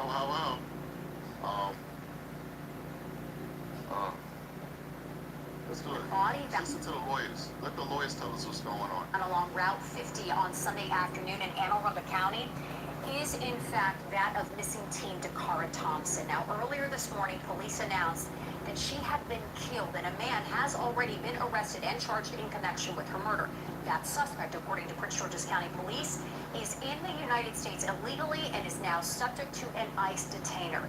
News 4's Darcy Spencer joins us live in Bowie, where that man was taken into custody. It is the news, her parents, her community were hoping they would not receive. Darcy Spencer, bring us up to speed with what we know. And that's right, Erica. You know, in this shaken, this Bowie community, many just finding out this news today, this morning, this afternoon from us as we ask people questions in the community. That killing allegedly happened in the house right here behind me. I spoke to a woman who lives here. She asked to not be shown on camera, but she says she had no idea of crime that happened inside the house and that this suspect is her cousin. He was was inside this house on Cambridge Drive in Bowie, inside this bedroom that investigators say 19-year-old Decara Thompson was murdered. Neighbors are stunned that the missing teen investigation led to Bowie so tragically. I was hoping for the best, but it was just, sad, deeply sad to hear that it turned out this way, unfortunately. The 19-year-old had been missing since August 22nd after she told her dad she was going to get gas and never returned. Surveillance video showed her walking away from her car about 1:30 a.m. in Langley Park the next day. Police say they found additional video showing her about 3 that... Listen, man, these kids start getting oh, man. I don't know, man. This is scary because my kids are getting older. My 17-year-old is about to go up to college next year. I just been having a lot of conversations with her lately about the nature of people, man. I'm explaining to her, like, listen, you're about to get hit with a freight train soon, because soon you're going to be on your own. We're not going to be there next to you. We could be there emotionally for you. We could talk to you on the phone, but we're not going to be there for you. You have to make smart decisions. I've been telling her about all my cases where people get abused simply because they're drinking too much alcohol. People get hurt from meeting people on the internet. Guys that you're talking to for weeks and you think that they're cool, and instead of going into public places with them and feeling them out, you decide to go straight to their house, and how people get hurt that way. I've been doing my best, man. I'm trying, and I'm so fearful. I think part of my fear is the job that I do, where I see the worst of people. But part of it is also that the reality that this stuff exists and it happens a lot, and I only see a fraction of what people go through, because so many other people choose to just live in shame and pretend like they were not victimized and that it didn't happen, but it happened, and it affects them for the rest of their life, man. We just got to do our best to protect our kids, man. I know all we can do is just give them the knowledge, and at the end of the day, they got to make choices for themselves. But you got your 19-year-old. What are you supposed to do as that father, right? You're home, minding your business, living your life. What are you supposed to do when your 19-year-old, who is an adult, tells you, yeah, I'm going to go get gas at 1:30 in the morning? When we know nothing good happens out of leaving your house at 1:30 in the morning. Unless you have a specific place to be with a loved one either waiting for you or going with you. Like, I'm going to meet my fiance at 1:30 in the morning at his house because he got out late. I would still say, like, as a fiance, I'd say, just see me in the morning, baby. Or I'm coming to get you. But she says I'm leaving our house at 1:30 in the morning to go get gas. And look what happened, she's gone. Nothing good comes out of this stuff, man.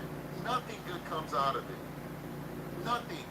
I mean, if you're turning tricks, right, and you meet people off the internet, like, don't do it at 1:30 in the morning. Don't do it at 1:30 in the morning. Like, if you're horny now, then you're gonna be more horny tomorrow at 12 noon. It's just, I don't know. Let's keep going. Good morning on University Boulevard in Hyattsville. For reasons still under investigation, it appears that Decara willfully entered a vehicle being driven by Hugo Rene Hernandez Mendez, 35-year-old male, out of Bowie, Maryland. Police were able to track the SUV to the suspect's home and on Thursday took him into custody. Investigators determined through a search warrant Decara was killed here. And police say Hernandez Mendez allegedly dumped... Second of all, if you turning tricks, I'm going to say something very ignorant. I know it's ignorant. But if you turning tricks, and I'm not saying that she was definitively, I just believe she was, there's a lot of good-looking guys who will pay for some loving. This guy does not deserve your time. This guy is ugly. Some people are going to say, strategic, that's terrible. You're judging how that guy looks. Don't do that, strategic. That's not nice. I'm sorry, but he's ugly. Her body in the grassy area off the highway. No. He's facing first and second degree murder charges. It is tough that we're at this point where the search is over and justice begins. Police say they're still investigating how the two came into contact with one another. They're not saying how she was killed. All right, now, I don't know. There's rumors that online that they met offline. SEC Network, your home for SEC football. Would this make you buy a rig? Ridge wallet? Two people could win a Lamborghini Huracan Storado, a Hennessy Velociraptor, or $100,000. Hold on, let me explain. This is Daniel and his dad, the founders of Ridge. We're here to introduce the Ridge. They set out to make the most badass experience for guys getting their wallets, thinking, what's cooler than exotic vehicles and cash? So they decided two special people are going to win the sweepstakes of a lifetime, all by getting this, the premium Ridge wallet. We've spent millions of dollars in research, refining, and testing, as well as thousands of hours making sure Ridge wallet is the last one to own. It's made from the toughest materials in the world to ensure your wallet is made to last and can handle just about anything. The Ridge wallet fits up to 12 cards, carries all your cash, and is the size of a credit card, fitting seamlessly into your life. We can't forget the 50+ colors and unique styles, including an AirTag attachment and the 99-day risk-free trial. We get it. You're probably used to the bulky leather wallet, but after all the research and hard work we've done making the best wallet, why would you buy a Ridge wallet to get the chance to win the vehicle of your dreams?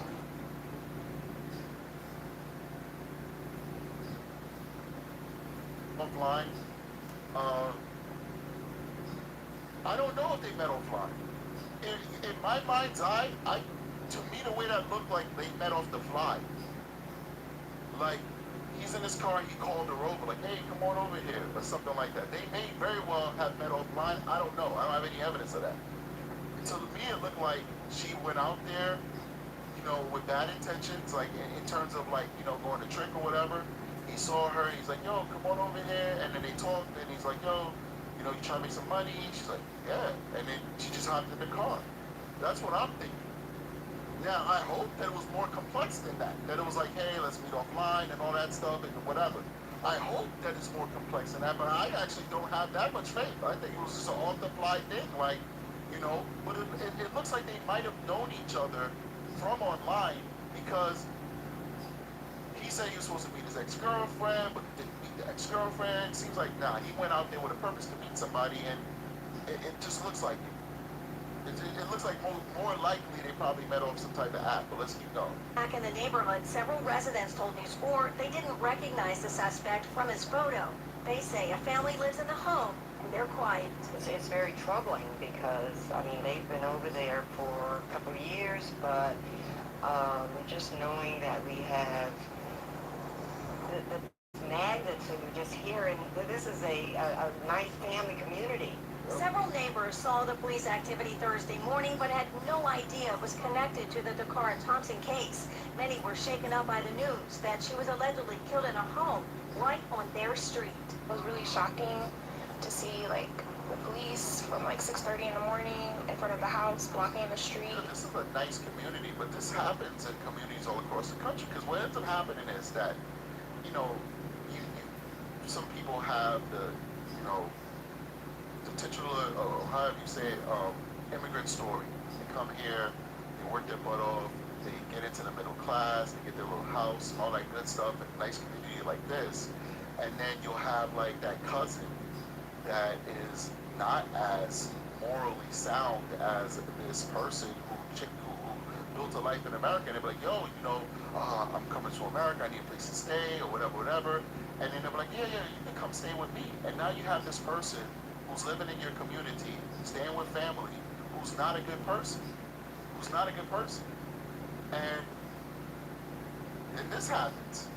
I'm pretty sure that family is a really nice, quiet, hard-working family that's living out their American dream, but then they invited the devil into their midst. It's very, very sad stuff. Let's keep going.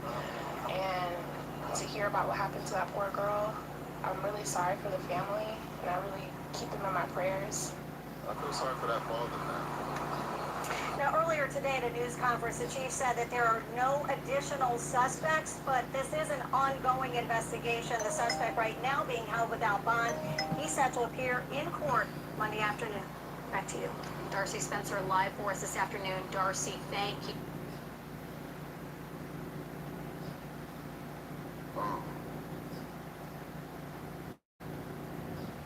I gotta cover this one, because this one, somebody just said something about this young lady.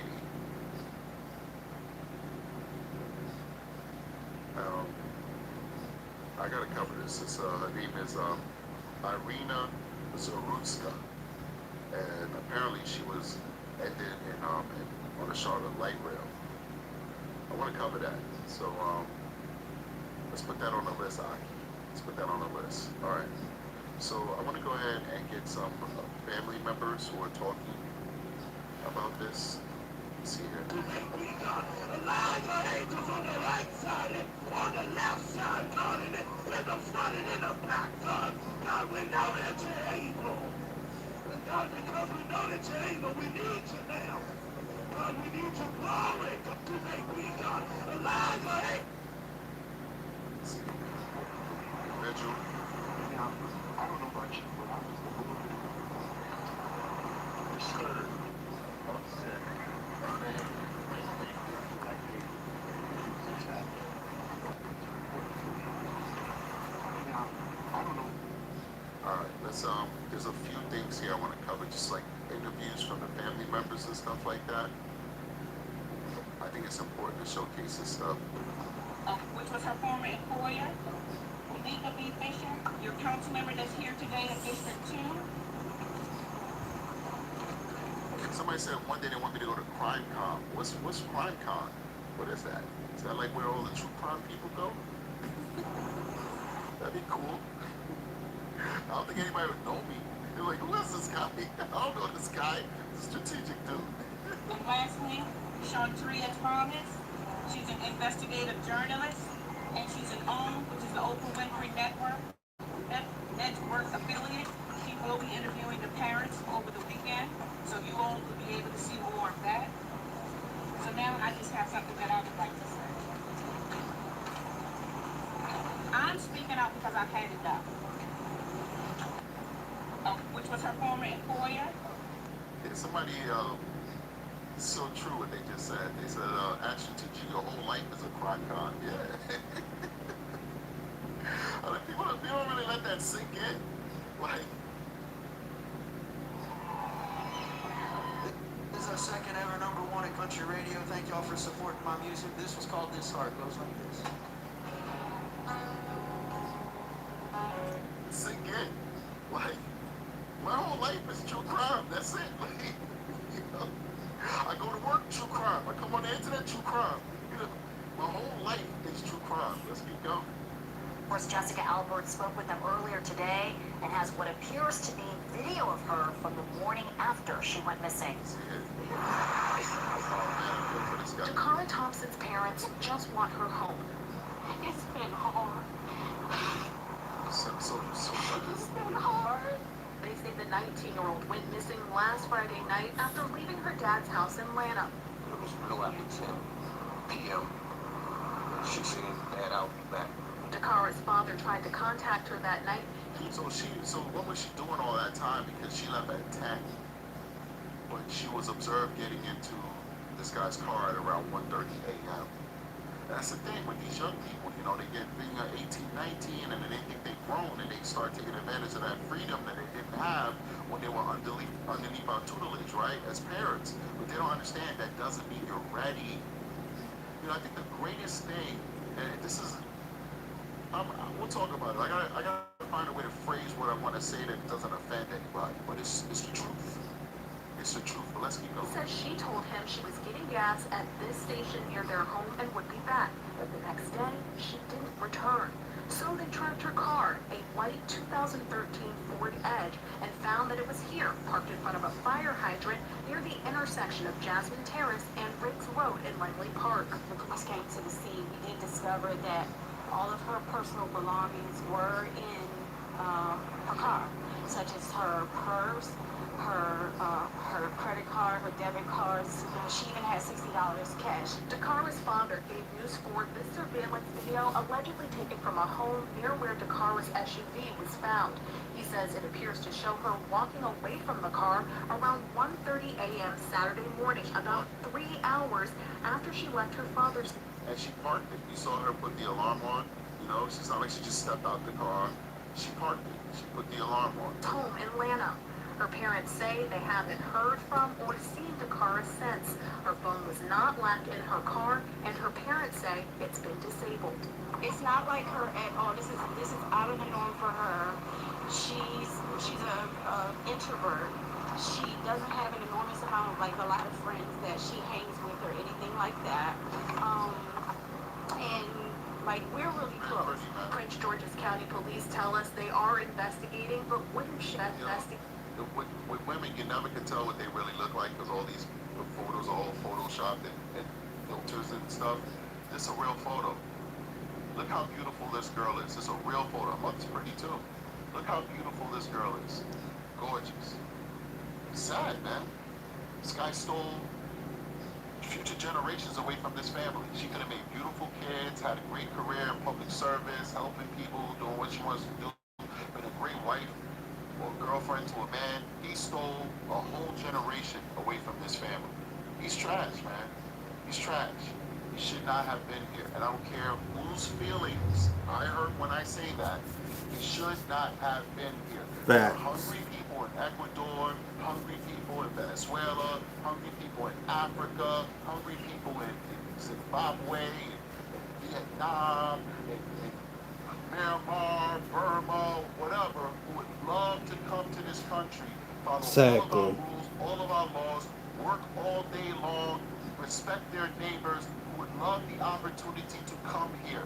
If you are here and you are not respecting our laws, you're driving drunk and under the influence, you're using drugs and alcohol, you're raping and pillaging and murdering American citizens, you do not deserve to be here. Exactly. There's a whole bunch of people who would do anything to take your place. And I don't Damn care right. whose feelings I hurt, facts are facts. Like, we're really close. Prince George's County Police tell us they are investigating, but wouldn't share many details with us. Decara's parents say they have no idea why she would come to this neighborhood. They're desperate to find her and want anyone who's seen her to call police. We've been saturating the area, family and friends, with flyers. We've been knocking on doors, just everything to try to just get our daughter back home safely. Decara's parents are planning a prayer vigil for her here on Sunday at 5:30 in Prince George's County. Jessica Alpert, News 4. Listen, I think one of the greatest achievements that we've made in our society is the illusion to women. And this is for you ladies, and I'm not trying to insult in any way, but I'm giving you my honest anecdotal experience that I've amassed in this world, working in law enforcement for, in 1 month, 19 years. It would be 19 years in 1 month. And doing related investigations for the last 15 years. 15, I'm going to drop a truth bomb on you right now, and I hope that you will at least consider what I have to say. Nobody else is going to tell you this because people don't want to offend people, but I'm going to tell you this. The greatest illusion.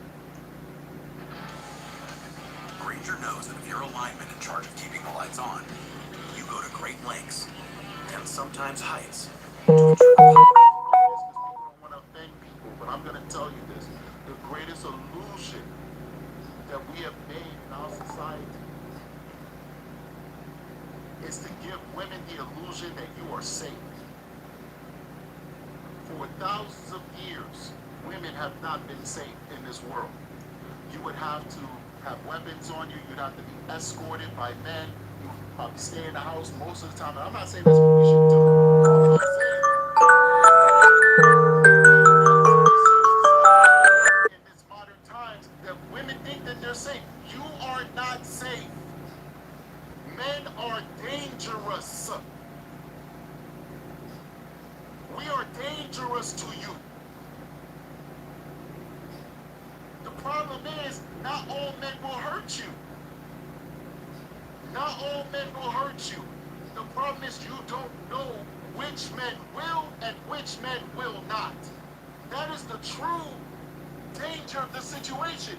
You might walk past a strategic and you're perfectly safe. I'm not going to do nothing to you.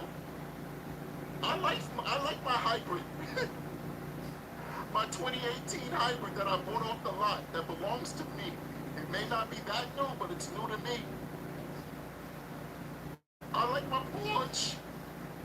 I like my guilty pleasure of eating chocolates every now and then. I like my wife. I like my kids. I'm not doing nothing to you. But you don't know what men are going to hurt you and what men aren't. We gave you the illusion that you could leave your house at 2 in the morning, 1 in the morning, 10 in the afternoon, and you could go jogging on a desolate road. The truth is, you're not safe. Because the greatest danger to a woman is not a car, it's not a plane, it's not a bullet, it's a man. It's a man. I don't know what the solution is. The only thing I can tell you is be careful. Be careful and be discerning.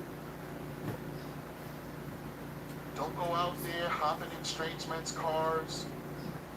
Don't meet strange men off the internet, and on the first date, meet them at their house. You know how many cases I get like that? It's like common sense is not common. There's a lot of females walking around who says, I can handle myself. I got mace in my bag, I can handle myself. Until they find out they can't handle themselves. Because if a man with a man's strength decides he wants something from you, if you're not lucky, he's going to get what he wants from you. It's a fact.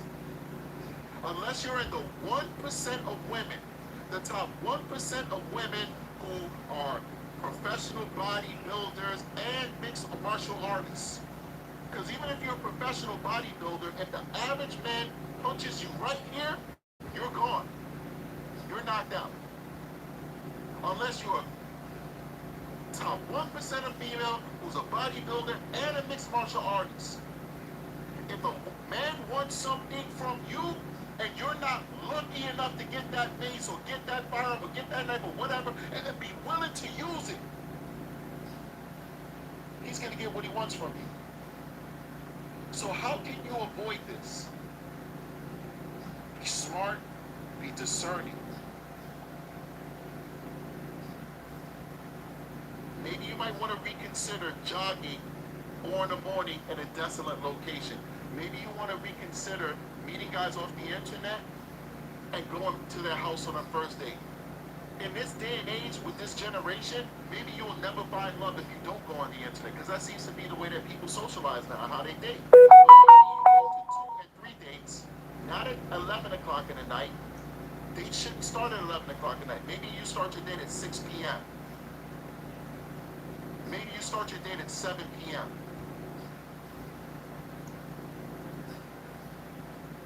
And maybe you end your date at 9 p.m.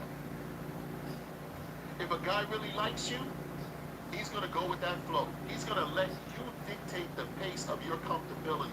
Because guess what the prize is? The prize is a lifelong partner who will take care of you mentally, spiritually, and physically for the rest of your life.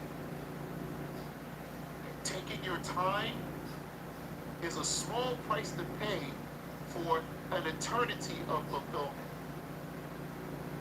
And if he doesn't like you, then he's not going to respect your boundaries, and you know what you should do. If you're like, hey, I'm not comfortable, let's meet at the Starbucks, and he's like, no, come to my house, well, guess what? That's a guy you don't need to deal with, because that guy's got bad intentions. I know I got an older audience, and I don't want to sit here preaching to you guys about how to date and how to carry yourself. I apologize if I'm preaching to the choir. But these are the things I see on a daily basis. These are the people who are coming into my office seeking help from me. People who are victimized on a first date because they went to a person's house. People who are victimized because a first date is going to a bar getting drunk. If you're going on a first date, you're supposed to be getting to know each other. How do you get to know each other if you're both at a bar getting blackout drunk? How can I say, I'm dating you, I take Rachel Burton in the chat on a date, and our first date is to go to a bar? How can I say the next day I know anything about Rachel Burton? Hopefully Rachel Burton is a girl. How can I say I know anything about Rachel Burton the next day when all we did was get poopy-faced drunk?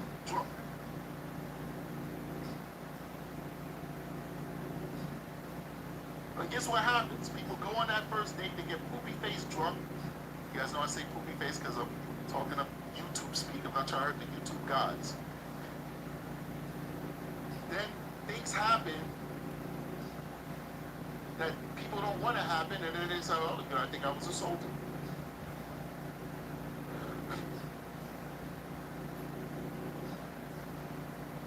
The greatest accomplishment of mankind. It's not going to space, not going to the moon, not the invention of the microwave that turned cooking from an all-day affair to a 5-minute endeavor. The greatest accomplishment of mankind is making women believe that they are safe in this society. You are not safe. There are predators in plain sight. And the majority of predators that I am investigating out there in the real world are not stranger danger, using knives and guns to victimize you type predators. They are opportunists. They went to the club looking for a victim. They left every single woman alone in that club that had their wits about them. They only went after the one that did not even know their own name because she was so drunk.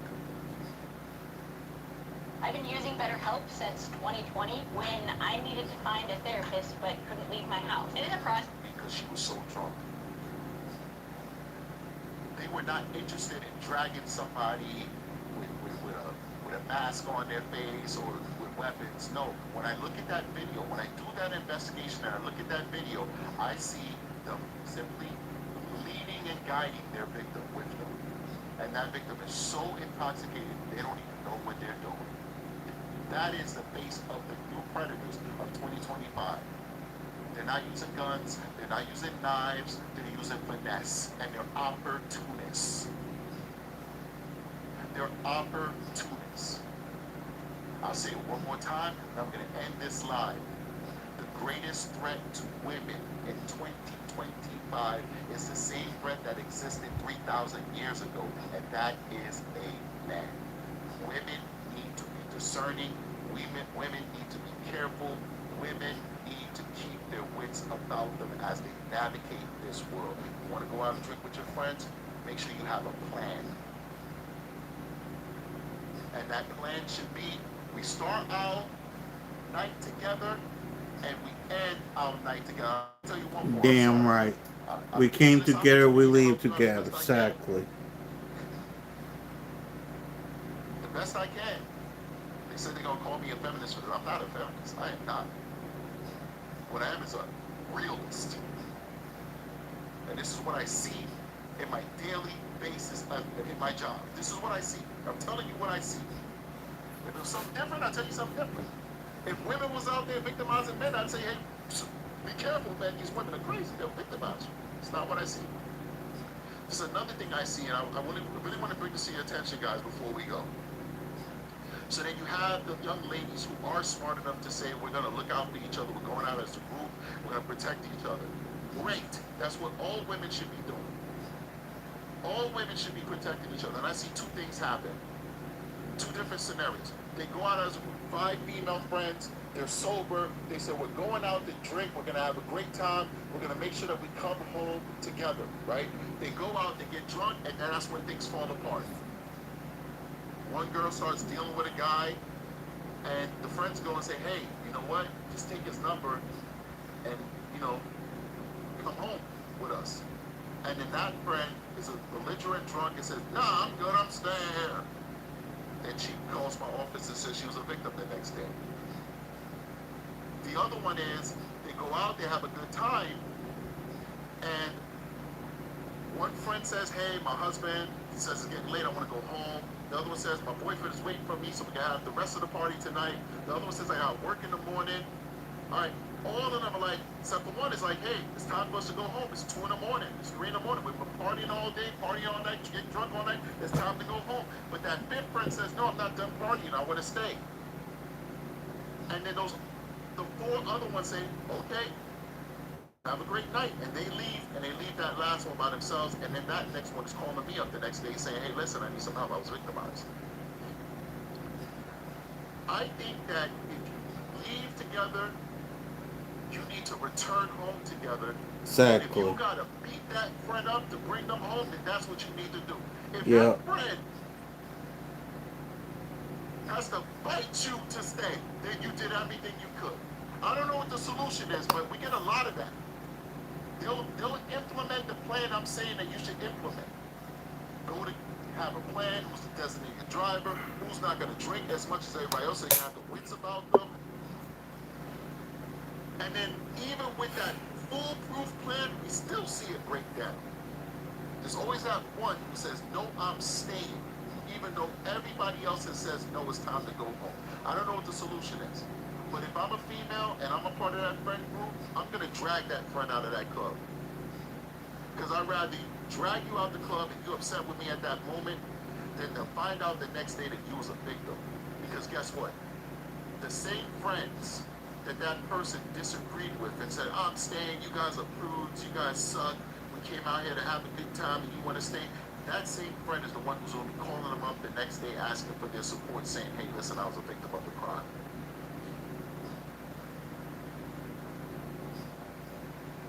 I don't know what all the solutions are. I can just tell you what the problem is. Women need to protect themselves. The greatest threat to your existence is a man. A man is going to build you up, give you confidence, give you knowledge to navigate this world as a father. There'll be somebody you can call whenever you need money. If you're in a bind, they'll come and bail you out. They'll do anything for you. That's what a man will do for you. A man will help you raise your children, will protect you, will give you love, pleasure, comfort, advice, companionship. But a man can also kill you. And a man can also take your body without your permission. And a man can also cause you pain and heartache. I don't know what the solution is, ladies. I'll leave it out there for you guys to figure it out. Anyway, guys, we had a great show today. I'm sorry I got a little heavy at the end, but I wanted to just share with you guys some of my experience as a detective that investigates these type of crimes. I hope you guys learned something today. I hope we didn't offend anybody, man. This was not an anti-immigration video. This was a video about common sense. This was not an anti-man video. This was a video about common sense. Before I go, I was just about to leave. Before I go, I definitely want to show love to people who showed love to the show with fan Okay, funding. he's done. So let's run through that real quick. Hopefully, I hope that we all learn something here. To the women, keep your head on swivel, stay vigilant. Um, if y'all see something, say something. Like, share, subscribe. See y'all later. Peace.